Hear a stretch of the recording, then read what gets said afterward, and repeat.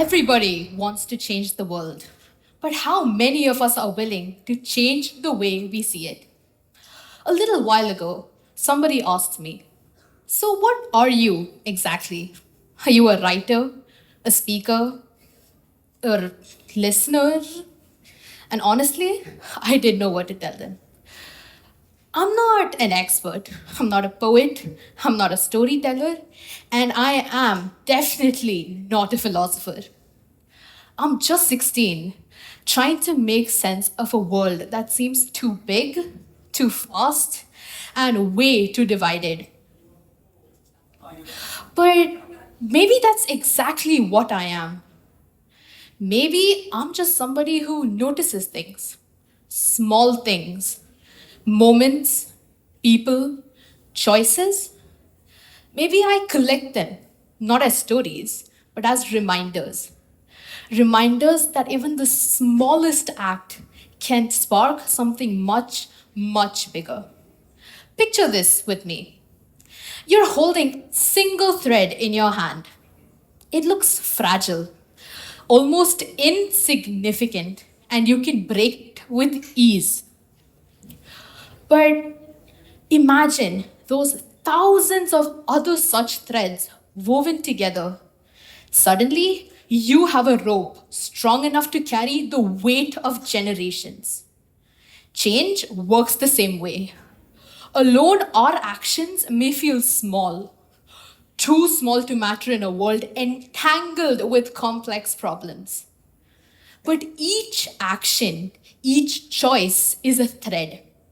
When woven together with choices of others, it becomes something unbreakable, something transformative. Now, a quick raise of hands.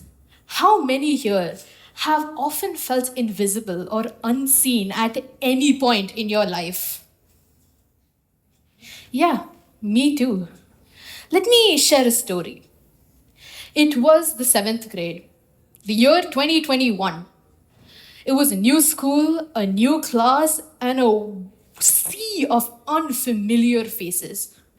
I sat alone in the corner of the room, pretending to scribble something in my notebook, while everyone around me was laughing, talking, playing, until someone decided to sit next to me, start up a casual conversation. It wasn't a grand gesture, it wasn't a dramatic rescue. It was just presence, just company. For them, it meant nothing special. But for me, it meant everything. And that's when I realized kindness is rarely about saving someone, it's about seeing them. And if you think about it, kindness and compassion works the same way. It's not always a heroic gesture or dramatic entrances. It's in those quiet moments. Smiling at a stranger, checking in on a friend, or just listening with empathy instead of sarcasm and indifference. Of course, these actions alone cannot change the world instantly, but they create an atmosphere where people can be heard, they feel a sense of belonging, and are met with empathy instead of indifference. But here's something most people don't talk about. The opposite of kind is not always unkind. They're not deliberately cruel in the bottom of their heart. They're either too busy, too distracted, or simply too caught up in their own lives to just stop for a second and be kind. But the silence of kindness weighs just as heavily as the presence of cruelty. Kindness does not fail because people reject it. It fails because people postpone it.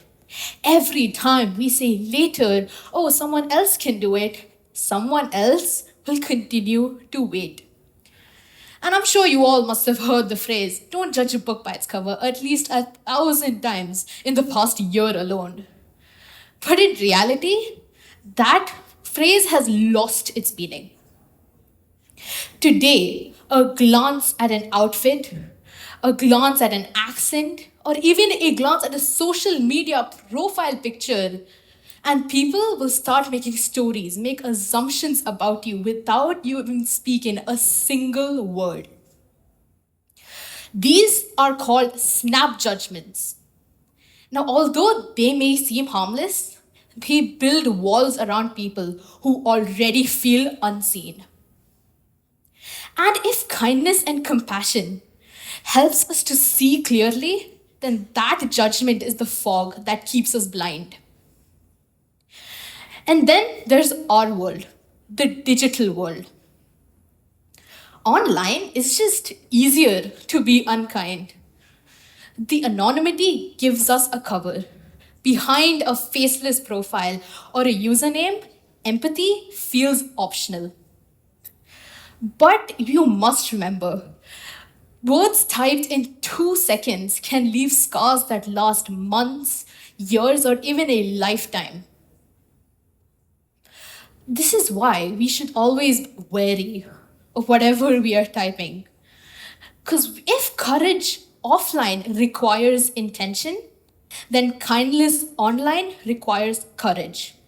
The courage to remember there's always another human being on the other side of that screen. I'm sure some of us may have seen other people being left out or teased and looked the other way. I'm guilty of that. But sometimes you just forget that we make mistakes, and that's okay because awareness is the first step. Change does not start when we become perfect human beings. It starts when we notice and choose to act differently the next time. So, what do we do? How do we make kindness and compassion more than just a movement? Let me leave you with 3 simple steps. Step 1, start acting. Small steps of kindness go a long way. Smiling at a stranger or just complimenting someone. Even if nobody notices, it matters. Step 2, reinforce kindness in children. When a child does a good thing, pause, acknowledge it. A simple, that was a good thing to do, goes a long way. It shows them kindness has value. And it teaches them that kindness feels good, not only for them, but for the people around them as well.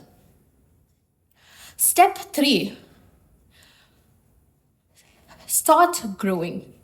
Don't outgrow kindness. It's not something that you wear in grade 2 and then shed by 7.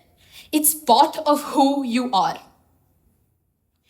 And you see, that change, that thread of change, it's already in your hands. The only question is, will you use it to weave a world where nobody feels invisible? Or let it slip away, hoping someday, somewhere down the line, someone will care enough to start? Because you see, change doesn't start anywhere else. It starts right here, with you, with me, with us. Thank you.